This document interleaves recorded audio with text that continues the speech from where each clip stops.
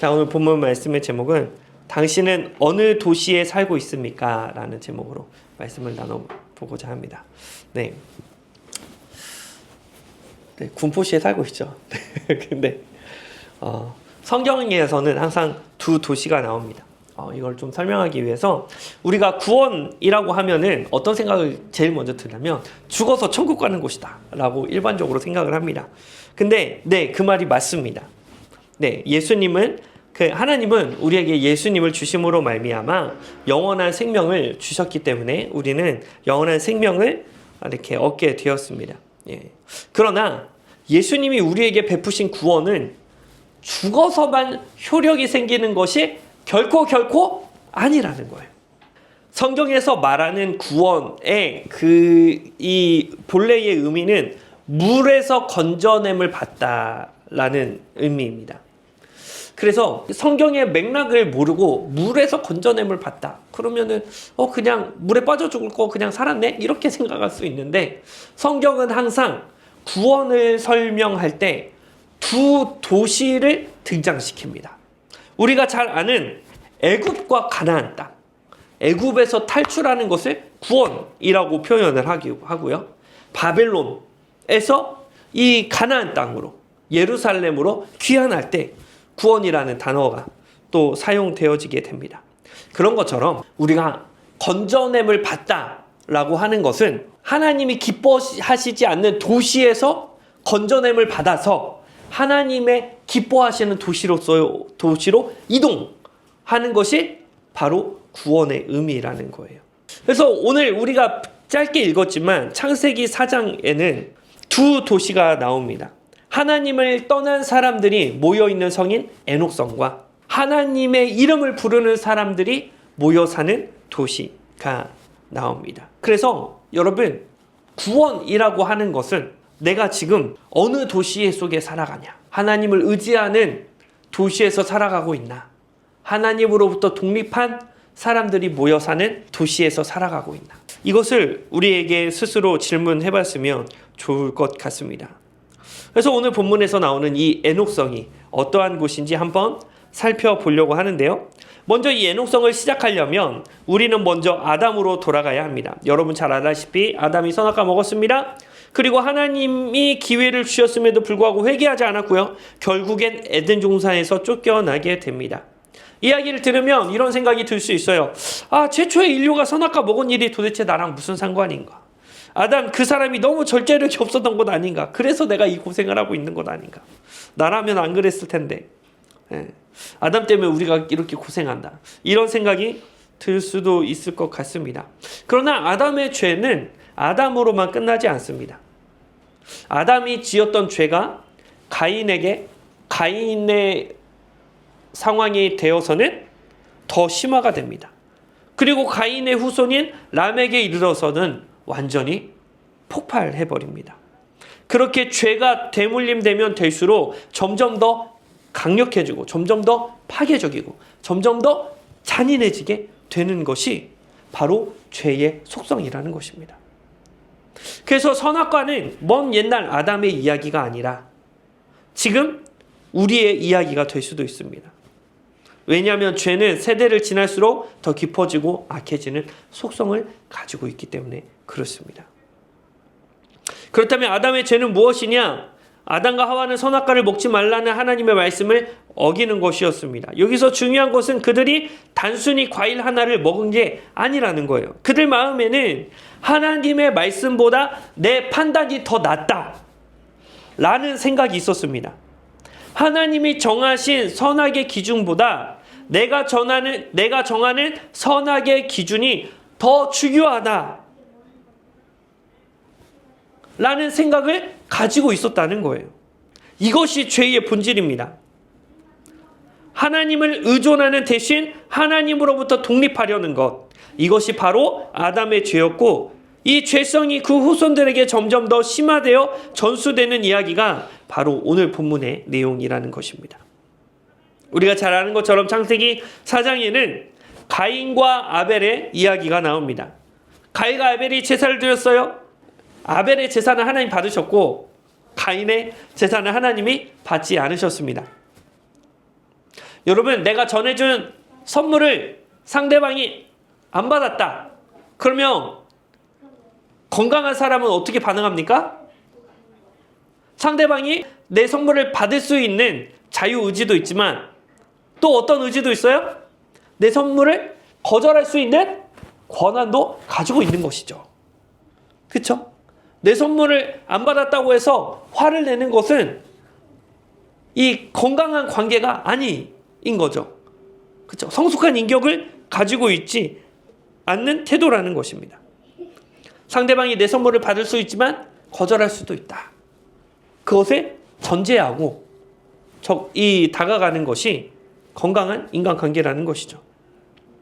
하나님이 가인의 예배를 안 받으셨습니다. 그럼 가인이 어떻게 해야 됩니까? 기본적으로는 내가 하나님 앞에 잘못이 있나? 내가 잘못 살았나? 스스로를 돌아봐야 됩니다. 그렇죠? 그런데 가인은 어떻게 했습니까?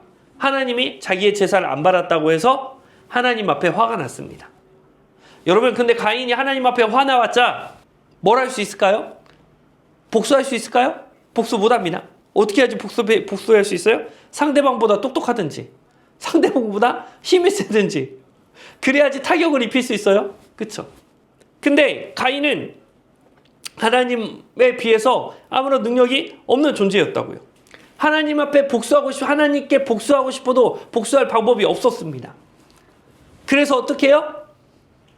자기 동생 아벨을 쳐서 죽입니다. 왜요? 자기 동생 아벨을 쳐 죽이면 누가 마음이 아파요? 하나님이 마음 아프기 때문에.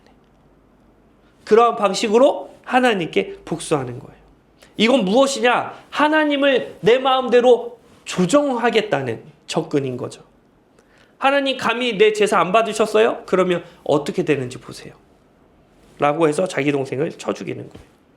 자, 보세요. 아담의 죄는 하나님의 말씀에 불순종한 죄였습니다. 근데 가인에 이르러서는 어떻게 돼요? 하나님을 내 마음대로 조정하려고 있는 거예요. 죄가 더 심각해진 거죠. 이제는 하나님의 말씀에 불순종하는 것을 넘어서 하나님을 협박하는 데까지 나아갔다는 것입니다. 그래서 여러분, 우리가 신앙생활 하면서 가장 위험한 죄가 뭐냐? 하나님을 내 마음대로 조정하려는 거예요. 그렇죠? 하나님을 내 마음대로 조정하려고 하는 것은 가인과 같은 죄를 짓고 있는 것입니다. 하나님, 내가 새벽 기도했는데 내 기도 제목 안 들어주세요? 하나님, 내가 10년 동안 봉사했는데 내 기도 제목 안 들어줘요? 어떻게 되는지 보세요. 이러한 태도, 이것이 하나님을 내 마음대로 조정하려는 죄입니다. 자, 이렇게 가인이 죄를 지어서 하나님 앞에 심판을 받았습니다. 어떤 심판이냐? 창세기 4장 12절. 창세기 4장 12절. 우리 같이 읽어봅니다. 시작. 내가 밭을 갈아도 땅이 다시는 그 효력을 내게 주지 아니할 것이요 너는 땅에서 피하여 유리하는 자가 되리라. 아멘. 자, 하나님이 내리신 심판은 뭐냐? 농사 지어도 잘 안 될 테고 비틀거리는 인생, 험한한 인생을 살게 될 것이다 라고 가인에게 심판을 내리신 거예요. 여러분, 이 죄의 대가가 적절하다고 생각하십니까? 여러분, 사람을 죽였어요. 어떻게 해야 돼요? 감옥, 거의 불구를 만들어 놓던지 감옥에다 집어넣어야지. 그쵸? 근데 하나님의 심판은 가인이 하는 일이 잘 안 되는 것, 그 마음속에 허망한 마음이 드는 것, 이것이 하나님이 내리신 심판이었다는 거예요. 여러분, 이때 가인이 자신의 잘못을 자각했다면 어떻게 해야 됩니까? 하나님 용서해 주세요. 잘못했습니다. 죄값을 달게 받겠습니다. 이렇게 말해야 정상입니다. 그런데 가인은 어떻게 얘기합니까? 창세기 4장 13절 14절 말씀 같이 읽어봅니다. 시작. 가인이 야훼께 이르되 내 죄벌이 지기가 너무 무거우니이다. 주께서 오늘 이 지면에서 나를 쫓아내시온즉 내가 주의 낯을 뵙지 못하리니 내가 땅에서 피하여 유리하는 자가 될지라. 물은 나를 만나는 자마다 나를 죽이겠나이다. 여러분, 가인이 하나님 앞에 지금 회개해요, 안 해요? 안 해요. 하나님이 심판을 내리니까 가인이 뭐라고 대답하냐면요, 하나님 이거 너무 심한 거 아니에요? 아니, 저 이렇게 하면 저 못 살아요. 저 죽어요. 그쵸? 근데 이거는요, 여러분 정신 안 차린 겁니다. 어떻게 해야 돼요? 더 세게. 그렇죠? 더 세게 해야 돼요. 더 세게 심판하셔야 되는데 하나님이 어떻게 하시냐? 창세기 4장 15절 말씀 같이 읽어봅니다. 시작. 야훼께서 그에게 이르시되 그렇지 아니하다. 가인을 죽이는 자는 벌을 7배나 받으리라 하시고 가인에게 표를 주사 그를 만나는 모든 사람에게서 죽임을 면하게 하시니라. 아멘. 여러분, 아벨을 사랑했던 사람들이 가만히 있었을까요? 가만히 안 있겠죠. 가인에게 복수하려고 들 거예요. 그러니까 하나님이 어떻게 해요? 가인에게 표를 줘서 절대로 사람에게 죽음을 당하지 않게 하십니다. 여러분, 인류에서 최초로 표 받은 사람이 누구예요? 가인이에요. 안 죽는 표. 와.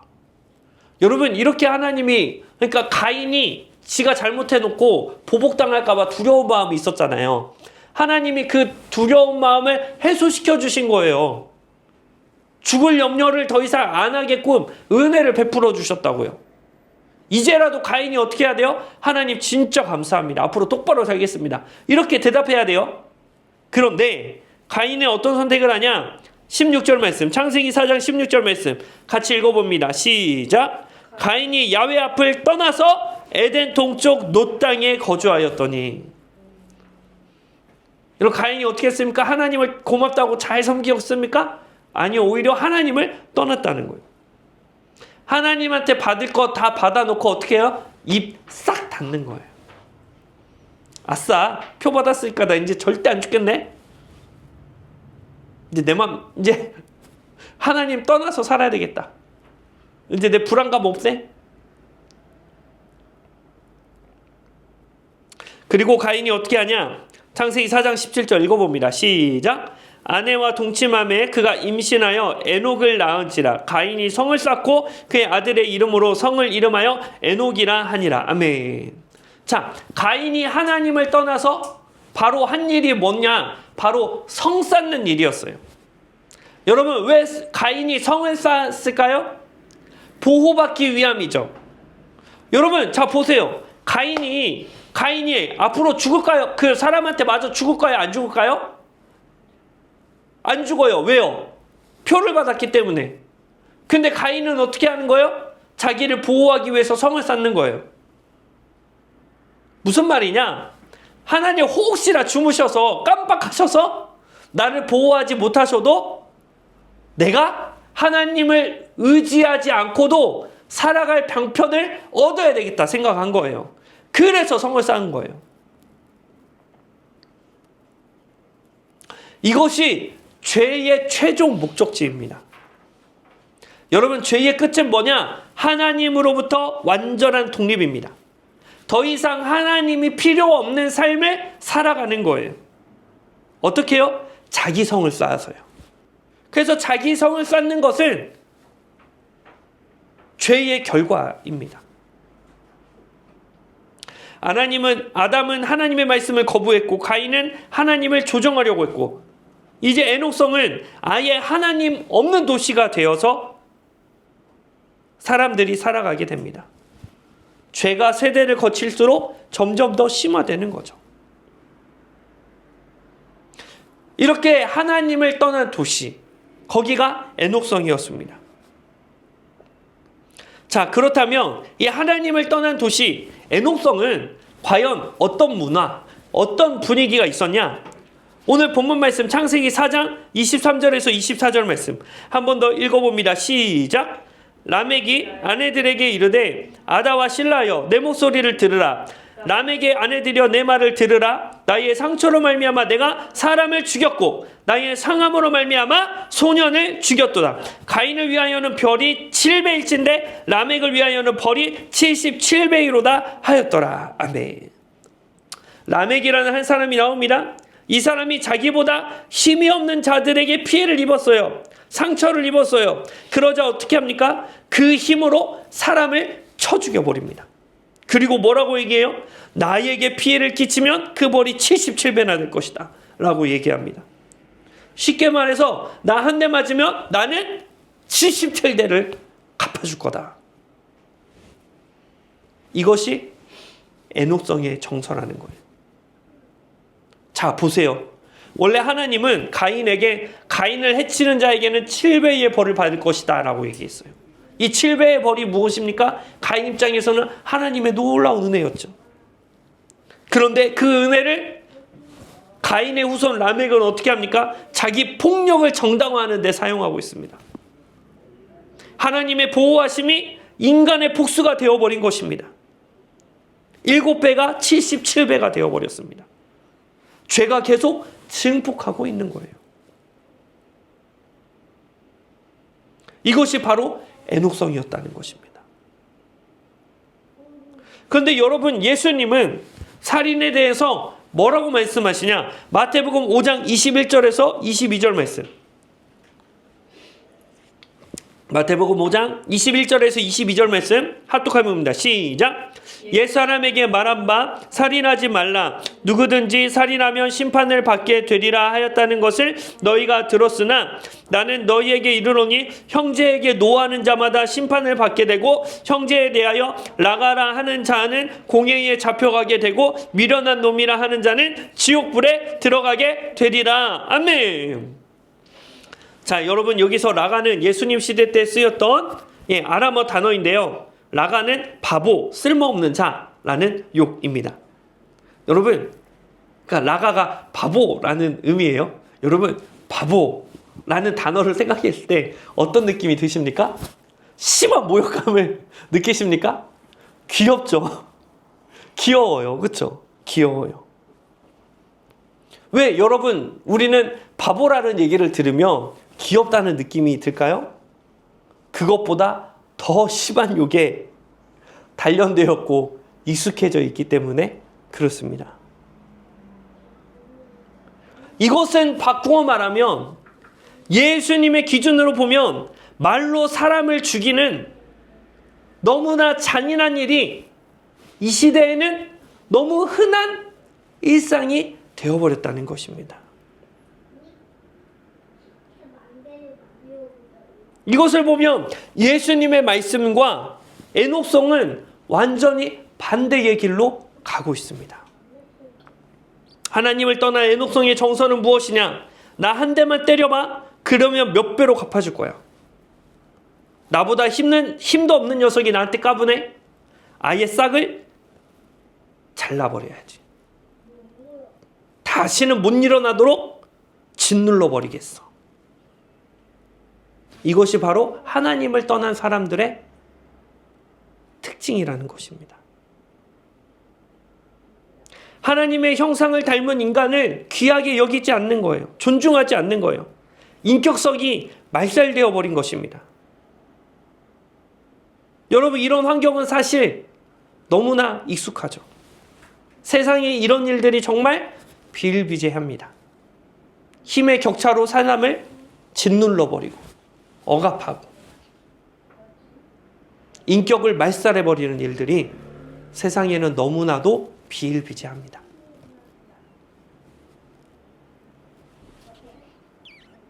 그렇다면 여러분, 교회는 애녹성의 정서가 없는 것일까요? 교회 안에서 혹시 이런 일들 보셨습니까? 누군가가 피해를 받으면 몇 배로 갚아주는 거예요. 셀 모임을 했는데 별로 마음에 들지 않았습니다. 누구에게 말로 기분 나쁜 일을 들었어요. 그러면 어떻게 해요? 그 지체가 없을 때 말로 그 사람을 죽여버립니다. 애녹성의 특징이 교회에서도 나타난다는 거예요. 저도 운전을 하다 보면요, 뒤에서 좋게 가고 있는데 뒤에서 비상깜빡이로 막 틉니다. 이 백밀러를 통해서 눈에 불편감을 준다고요. 그럼 저도 모르게 어떻게 하냐? 비켜줬다가 뒤로 쫓아가고 싶은 생각이 굴뚝. 나도 똑같이 복수해 주리라.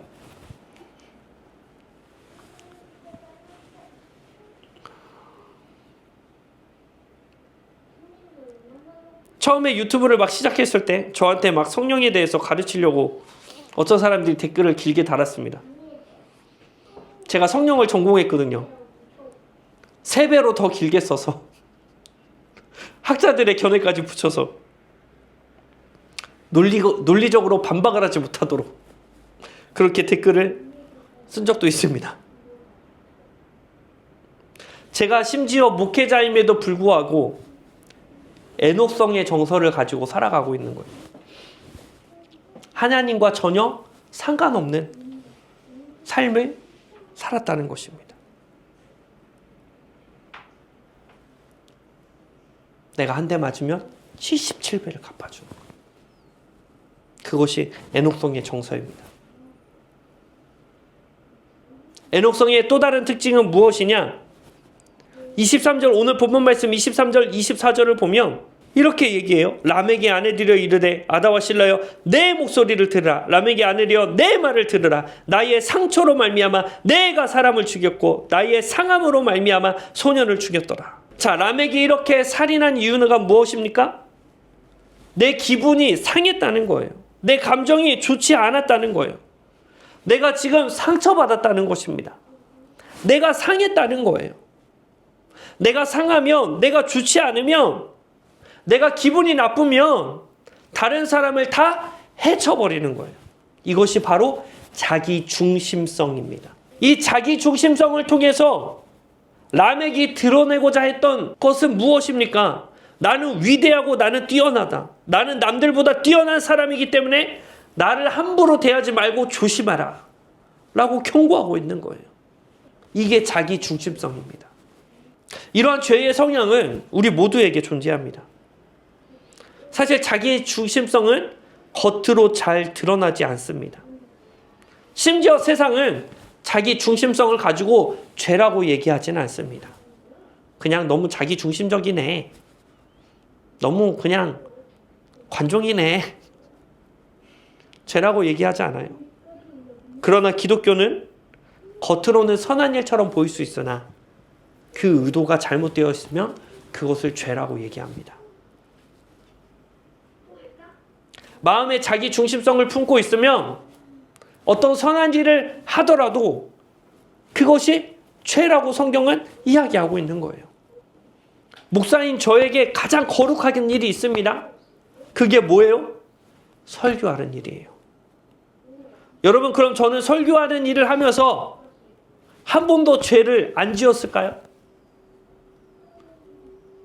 내가 설교를 통해서 남들보다 높아지려고 하고 남들보다 더 나은 사람이라고 증명하려고 할 때 그 설교는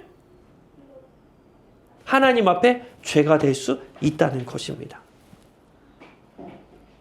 제가 15년 설교하면서 내 의를 드러내는 설교 한 번도 안 했을까? 몇 번 했었던 것 같습니다. 그전 교회 있을 때 일을 너무 많이 시켜갖고 나 일 너무 많이 한다고 그런 식으로 설교했던 것 같습니다. 자기 중심성이죠. 내가 너희들보다 더 고생하면 너희는 나보다 더 낮은 존재가 되어야 한다. 이런 죄성을 가지고 있어서 말이나 행동을 통해서 자꾸 나의 의를 드러내려고 하는 거예요. 이게 죄입니다. 자, 보세요. 우리는 교회에 있으면서도 얼마든지 하나님 나라가 아니라 하나님을 떠난 에녹성처럼 생활할 수 있습니다. 어떻게 우리는 교회에서 에녹성의 정서를 가지고 살아갈 수 있습니까? 한 가지 피해를 받으면 10가지로 복수하려는 마음. 내 마음에 안 들었다고 해서 다른 사람을 말로 난도질할 때 우리는 교회 안에서도 에녹성을 경험할 수 있습니다. 교회 안에서도 자기 중심성을 버리지 못하고 자기 기분에 따라 주변 사람들에게 피해를 끼치려고 할 때 우리는 에녹성에 살게 된다는 것입니다. 모인 장소가 교회 건물일 뿐이지 그곳의 정서는 완전히 에녹성인 거예요. 그런데 창세기 4장은 에녹성 얘기만 하고 끝나지 않습니다. 하나님은 또 다른 길을 예비해 주셨습니다. 그것이 바로 창세기 4장 25절에서 26절 말씀입니다. 우리 창세기 4장 25절에서 26절 말씀 같이 읽어봅니다. 시작. 아담이 다시 자기 아내와 동침함에 그가 아들을 낳아 그의 이름을 셋이라 하였으니 이는 하나님이 내게 가인이 죽인 아벨 대신에 다른 씨를 주셨다 함이며 셋도 아들을 낳고 그의 이름을 에노스라 하였으며 그때의 사람들이 비로소 여호와의 이름을 불렀더라.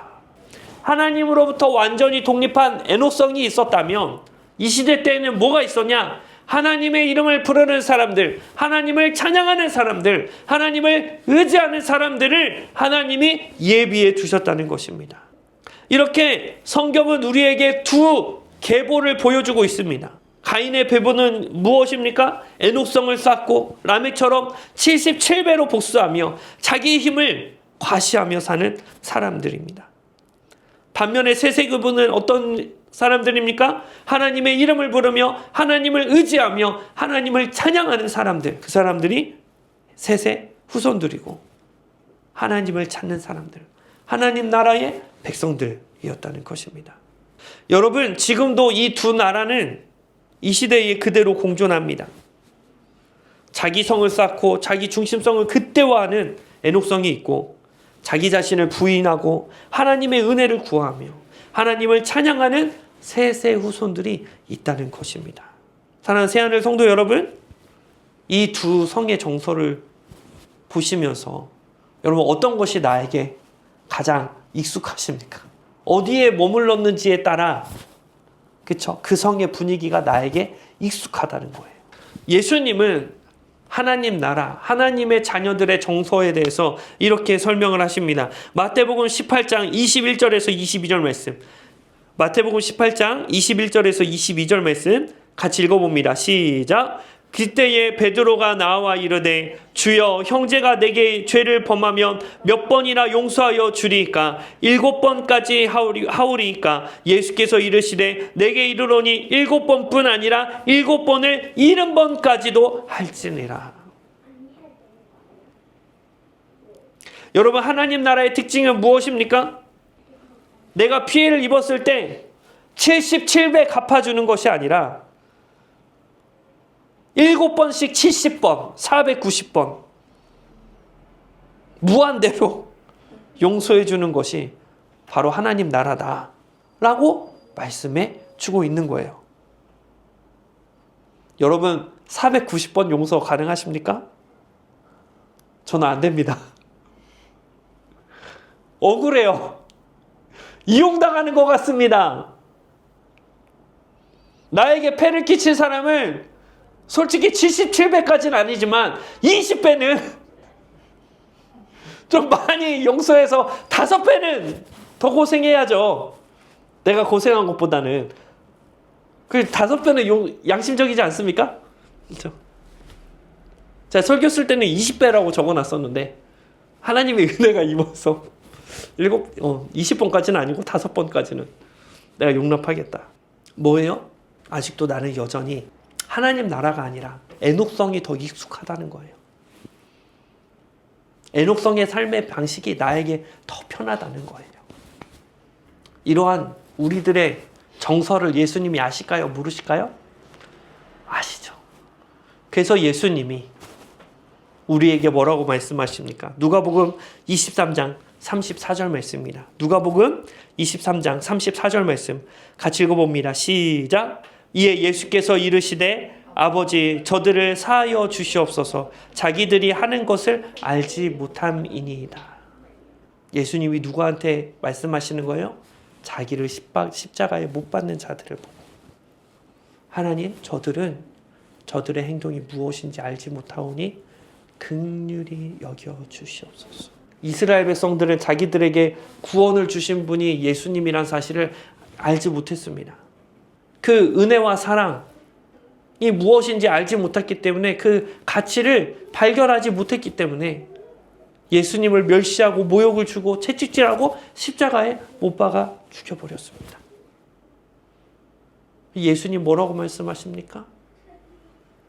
내가 당한 그대로 너희도 당해라 라고 말씀하시는 것이 아니라 하나님 긍휼히 여겨주시옵소서. 저들의 행동이 무엇인지 저들은 알지 못합니다. 주님 저들을 용서하여 주시옵소서. 하나님 앞에 불신앙, 불순종, 하나님 앞에 큰 죄를 지었음에도 불구하고 예수님은 저와 여러분들을 위해 십자가 지셨습니다. 영원한 생명을 허락해 주셨습니다. 그런데도 우리는 어떤 마음이 듭니까? 하나님 너무나 억울합니다. 77배는 아니지만 5배는 갚아주셔야죠. 하나님 그래도 저는 죄보다는 의롭습니다. 하나님 살아계신다면 그렇게 하시면 안 되죠. 하나님 꼭 복수하여 주시옵소서. 이런 어리석은 기도를 한다 할지라도 우리 예수님은 우리를 심판하지 아니하시고 하나님 용서하여 주시옵소서. 저들의 행동이 무엇인지를 알지 못합니다. 라고 우리를 위해서 기도해 주고 계신다는 것입니다. 여러분, 바로 이것이 십자가의 복음이라는 거예요. 우리는 우리가 얼마나 하나님으로부터 크고 위대한 은혜와 사랑을 입었는지 잘 알지 못합니다.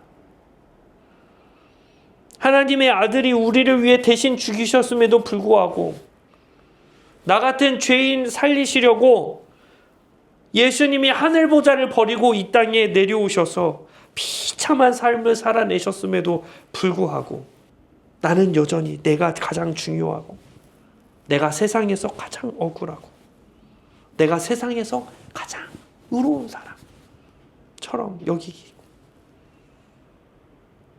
내 감정을 그 무엇보다도 소중히 여기며 살아가는 연약한 존재라는 것입니다. 자기 아들을 보내신 하나님의 마음은 별로 고려하지 않습니다. 왜 그래요? 내 감정이 더 중요하기 때문에 그렇습니다.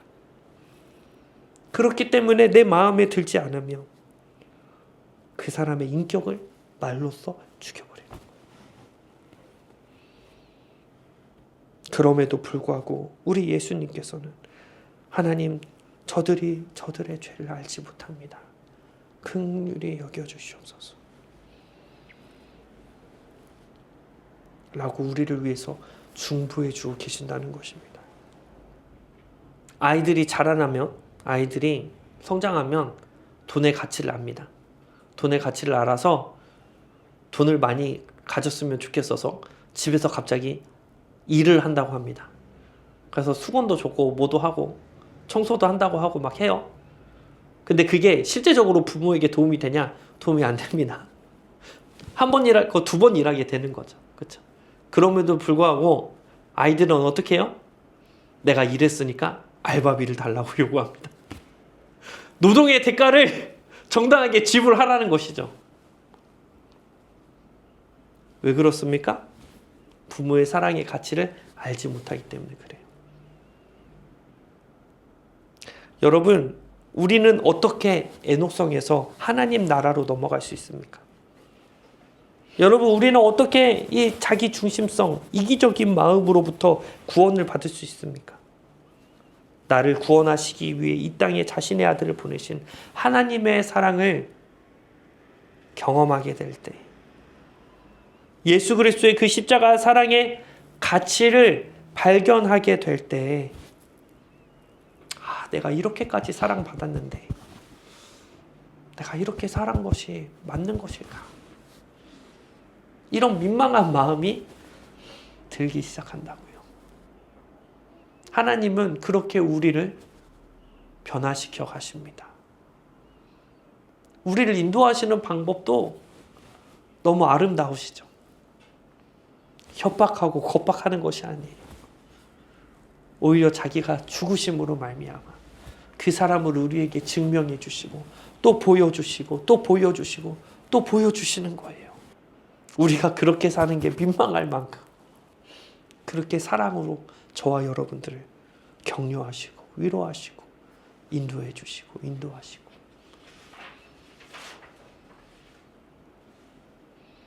하나님은 지금도 에녹성의 정서가 익숙한 우리에게 하나님 나라로 옮겨오라고, 구원을 누리라고 말씀하고 계십니다. 우리를 설득하시고 인도하시는 방법은 채찍질이나 정죄가 아니었습니다. 오히려 본인이 십자가에 매달려 죽으시고 부활하시는 방식으로 우리를 사랑해 주시고 섬겨 주셨습니다.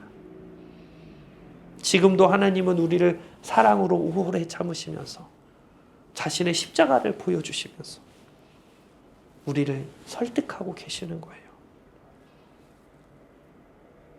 새하늘 성도 여러분, 우리 안에 자기 중심성이 보여지십니까? 77배 복수하고 싶은 그 마음이 보여지십니까? 우리 안에 이러한 정서가 익숙하다면 다시 한번 예수님의 십자가 사랑을 경험하시기를 주님의 이름으로 축복합니다. 예수님의 십자가 사랑을 통해서 나의 삶에 놀라운 변화를 체험하시기를 주님의 이름으로 축복합니다. 예수님의 십자가 사랑을 깊이 체험하여서 우리가 받은 그 구원이 죽어서만 효력이 발생되는 구원이 아니라 이 땅에서도 구원을 누리고 이 땅에서도 천국의 정서를 가지고 하나님 익숙한 하나님 나라의 하나님의 백성, 하나님의 자녀로서 하나님이 주신 복과 은혜를 마음껏 누리며 살아가시는 저와 여러분들 되시기를 주님의 이름으로 축복합니다.